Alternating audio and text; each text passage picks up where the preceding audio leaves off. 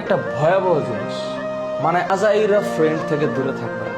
Lifeless কিছু পোলাপান আছে যাদের কথাবার্তার মধ্যে এই বন্ধু জানাস ওই হয়েছে সেই হয়েছে, কার জীবনে কি হয়েছে নিজের জীবনের খবর নাই, নিজের ঘরের খবর নাই, নিজের লেখাপড়া ঠিক নাই, আছে খালি চল চল এটা করি সেটা করি এই সেই। নো, হ্যাঁ, অলওয়েজ মাথায় রাখবা, দুষ্ট গরুর চেয়ে শূন্য গোয়াল ভালো।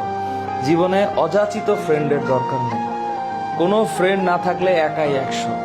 আর যদি ফ্রেন্ড একটা মনের মতো পাও, পৃথিবীতে কেউ মনের মতো হয় না, মনের মতো করে নিতে হয়। হ্যাঁ, তুমি তোমার নিজের দিকে খেয়াল রাখো। বাই চান্স তোমার যদি ফ্রেন্ড কন্টিনিউ করার বা ফ্রেন্ডশিপ বজায় রাখার ক্ষমতা থাকে, অটোমেটিক তোমার লাইফের সাথে কিছু মানুষ জুড়ে যাবে। ভালো ফ্রেন্ড হচ্ছে জীবনের জন্য একটা ব্লেসিং। যদি না থাকে কষ্ট পায়ও না, যদি থাকে আলহামদুলিল্লাহ। কিন্তু আইডেন্টিফাই করে অসৎ সঙ্গ যেন না থাকে। অপ্রয়োজনীয় কোনো সম্পর্ক, আল্লাহর ওয়াস্তে সম্পর্ক, রিলেশনশিপ, তোমাদের কাছে হাত জোর করতেছি।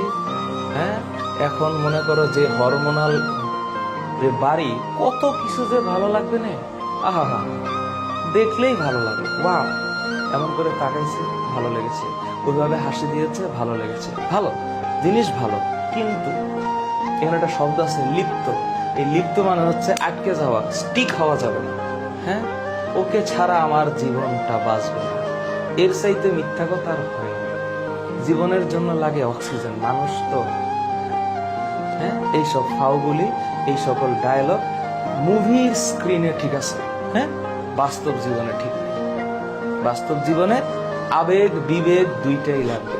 শুধু আবেগ কাজ করলে আর বিবেক না কাজ করলেও হবে না, আবার বিবেক না কাজ করে আবেগ কাজ করলে হবে না। আবেগও লাগবে, বিবেকও লাগবে, দুইটা জিনিসের সুন্দর সম্মিলন থাকবে। Last point, social media, Facebook,